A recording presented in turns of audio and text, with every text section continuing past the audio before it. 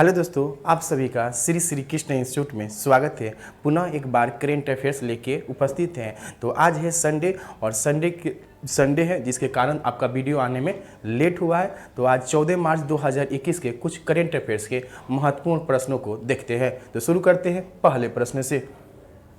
पहला प्रश्न है कि कौन सा राज्य जेंडर और चाइल्ड बजट पेश करने वाला देश का पहला राज्य बना है? आंध्र प्रदेश। तो आंध्र प्रदेश का जो बजट है 2021-22 इसी बजट में प्रावधान किया गया है। आंध्र प्रदेश के सीएम हैं आपको जगनमोहन रेड्डी। कौन है? जगनमोहन रेड्डी जो है आंध्र प्रदेश के सीएम हैं। उत्तर प्रदेश से याद रखेंगे, उत्तर प्रदेश देश का पहला राज्य है जो पेपरलेस बजट प्रस्तुत किया था।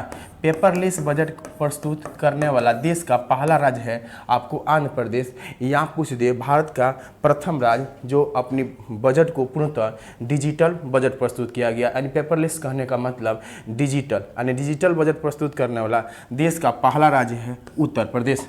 जबकि भारत सरकार के द्वारा यानी भारत के वित्त मंत्री जो है निर्मला सीतारमण के द्वारा भी आपको इस बार जो बजट प्रस्तुत किया गया था 1 फरवरी को, तो वह बजट पूर्णतः डिजिटल बजट प्रस्तुत किया गया। यानी ये स्वतंत्रता के बाद पहली बार ऐसा हुआ जो पेपरलेस बजट प्रस्तुत किया गया। वो निर्मला सीतारमण जो भारत के क्या है वित्त मंत्री के द्वारा प्रस्तुत किया गया। और साथ ही इस बजट की जानकारी के लिए आपको केंद्रीय मोबाइल बजट ऐप भी लॉन्च किया गया, जिसके माध्यम से आप बजट की जानकारी प्राप्त कर सकते हैं।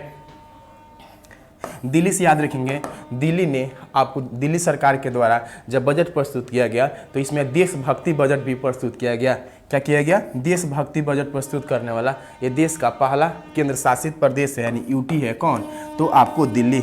बिहार से याद रखेंगे, बिहार सरकार भी अपना 2021-22 बजट प्रस्तुत किया और बजट के साथ ही एक वंडर ऐप लॉन्च किया गया। इस वंडर ऐप के माध्यम से कोई भी प्रसूति महिला जो है वो तत्काल लाभ ले सकती है उस ऐप पर रजिस्ट्रेशन करके, और आपको उसको तुरंत सहायता मिल सकता है इस ऐप के माध्यम से। उस ऐप का नाम है वंडर ऐप। और वंडर ऐप कौन लॉन्च किया है? तो बिहार सरकार के द्वारा लॉन्च किया गया। अब याद रखेंगे आंध्र प्रदेश के सीएम हैं जगनमोहन रेड्डी, उत्तर प्रदेश के सीएम हैं योगी आदित्यनाथ, और दिल्ली के सीएम हैं अरविंद केजरीवाल, और बिहार के सीएम हैं नीतीश कुमार। तो आइए देखते हैं अगले प्रश्न की ओर। देखिए अगला प्रश्न है कि हाल ही में राष्ट्रपति रामनाथ कोविंद ने किसे बैटन ऑफ ऑनर भेंट किया है? तो ये भेंट किए हैं किरण बेदी को। यानी किरण बेदी जो अभी आपने सुना होगा हाल ही में पुडुचेरी के क्या थी, लेफ्टिनेंट गवर्नर थी, और उनको लेफ्टिनेंट गवर्नर के पद से हटा के दूसरे को दिया गया। और उसके बाद आपको हाल ही में आपके राष्ट्रपति रामनाथ कोविंद के द्वारा उन्हें बैटन ऑफ ऑनर भेंट किया गया, जैसे कि इमेज में आप देख रहे हैं। तो सौरभ गांगुली को भी याद रखेंगे। तो सौरभ गांगुली जो है वो भारतीय बीसीसीआई के क्या है अध्यक्ष है। हिमा दास को अभी हाल ही में आपको असम सरकार के द्वारा डीएसपी पद का रैंक दिया गया था, और हिमा दास को हम लोग ढींग एक्सप्रेस के नाम से भी जानते हैं, जो बहुत ही कम उम्र में आपको 5 गोल्ड मेडल जीती थी। यानी एथलीट के क्षेत्र एथलीट है एक हिमा दास, क्या है एक एथलीट खिलाड़ी है जिसके द्वारा ये किया गया था। बहुत ही कम उम्र में आपको 5 स्वर्ण पदक जीते थी। और शिवांगी सिंह से याद रखेंगे, ये शिवांगी सिंह आपको राफेल विमान उड़ाने वाली पहली महिला है शिवांगी सिंह। तो आइए देखते हैं अगला प्रश्न। देखिए अगले प्रश्न में हाल ही में आई रिपोर्ट के अनुसार सर्वाधिक भिखारियों की संख्या किस राज्य में है? यानी भिखारियों की सर्वाधिक संख्या किस राज्य में है? तो ये पश्चिम बंगाल में, जो यानी वेस्ट बंगाल में सर्वाधिक भिखारियों की संख्या है। 2019-20 का जो रिपोर्ट आया उसमें सर्वाधिक भिखारी जो कहाँ है? तो आपको ये पश्चिम बंगाल में है। और पश्चिम बंगाल के जो सीएम है वर्तमान में अभी ममता बनर्जी है, क्योंकि यहाँ पर होने वाला है चुनाव, और चुनाव का डेट भी घोषित हो चुका है, किंतु अभी कौन है? तो आपको ममता बनर्जी हैं। उत्तर प्रदेश जो है वो भिखारियों की संख्या में दूसरे नंबर पे है। तो सर्वाधिक भिखारी कहाँ पाए जाते हैं? तो पश्चिम बंगाल में, दूसरे स्थान पर उत्तर प्रदेश, और तीसरे स्थान पर आंध्र प्रदेश, और बिहार जो है वो चौथे नंबर पे है। यानी बिहार में भी भारत में चौथे नंबर पर आता है जहाँ पर भिखारियों की संख्या है। तो पहले नंबर पर कौन है? पश्चिम बंगाल। पश्चिम बंगाल से याद रखेंगे अभी हाल ही में पश्चिम बंगाल में आपको माँ रसोईया योजना की शुरुआत किया गया था। यानी 5 रुपये थाली में, और 5 रुपये में आपको भर पेट भोजन देने की ये योजना शुरू किया गया था वेस्ट बंगाल से। और पथश्री योजना शुरुआत किया गया था बहुत ही कम समय में सड़कों की मरम्मत करने के लिए। और पहली बार जल पक्षियों की जनगणना भी कराया गया था। कहाँ? पश्चिम बंगाल में। तो आइए देखते हैं अगला प्रश्न।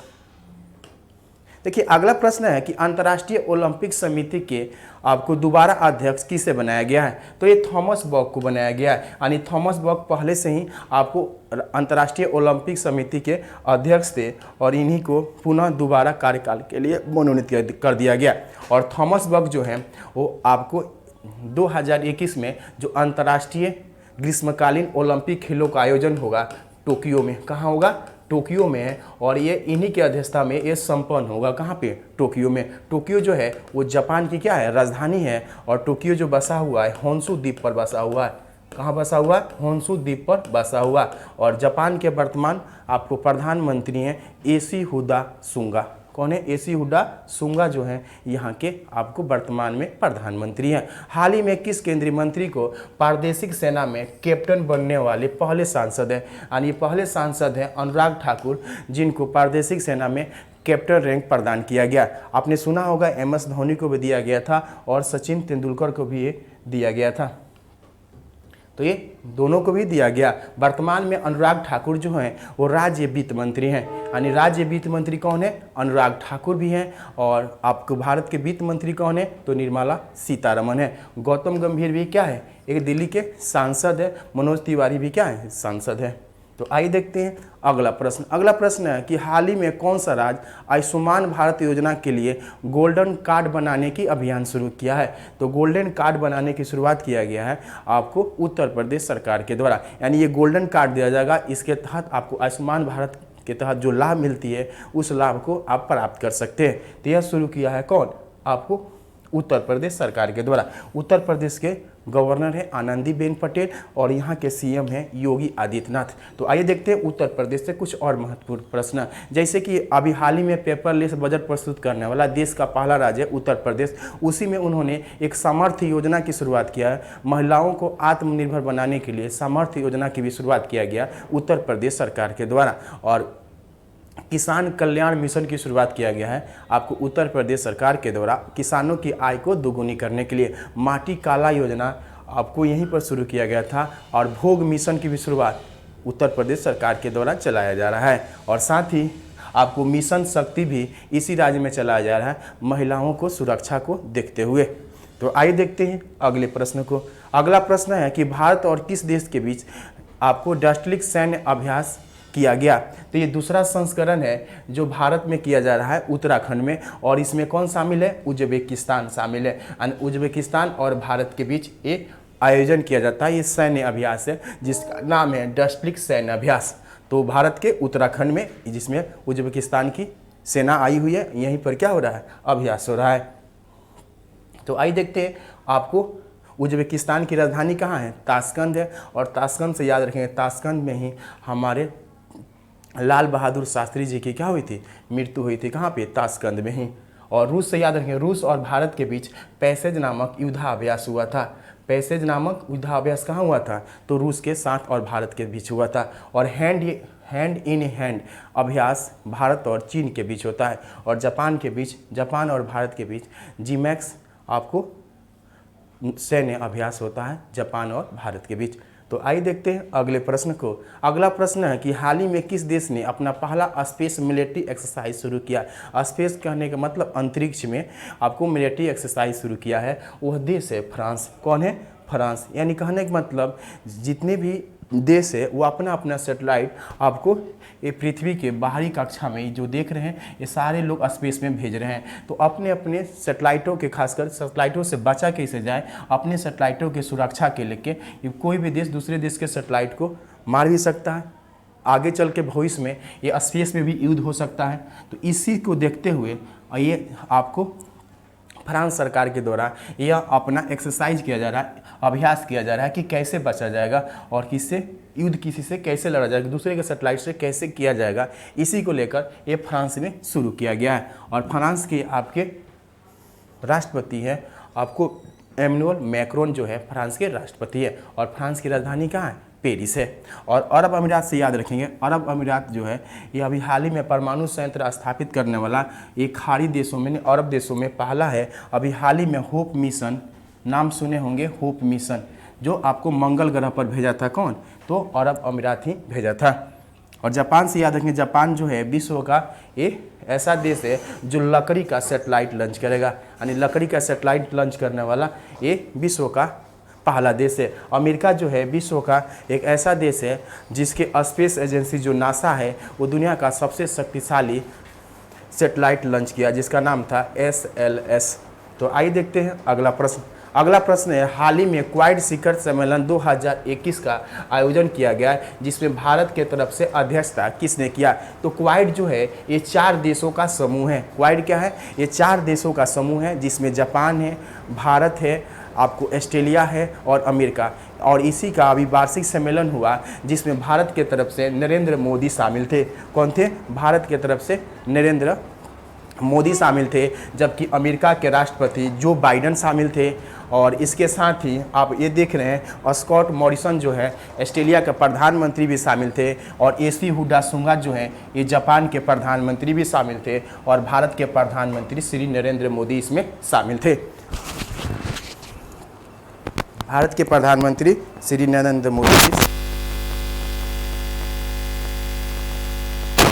तो ये क्वाड जो है खासकर चाइना को देखते हुए ये 4 देशों का समूह है, और ये चारों देश के मिलकर आपको 2020 में नवंबर महीना में मलाबार नौसेना अभ्यास भी किया था। मलाबार नौसेना अभ्यास जो हुआ था 2 चरणों में हुआ था, ये चारों देश उसमें शामिल था। पहला चरण हुआ था विशाखापट्टनम में और दूसरा चरण हुआ था अरब सागर में, ये युद्धाभ्यास हुआ था। तो ये चारों देशों का क्या है? एक समूह है जिसका नाम है क्वाड। एस जयशंकर जो है वो भारत के विदेश मंत्री है, निर्मला सीतारमण है जो वित्त मंत्री है, और राजनाथ सिंह जो है भारत के रक्षा मंत्री है। तो आइए देखते हैं अगला प्रश्न।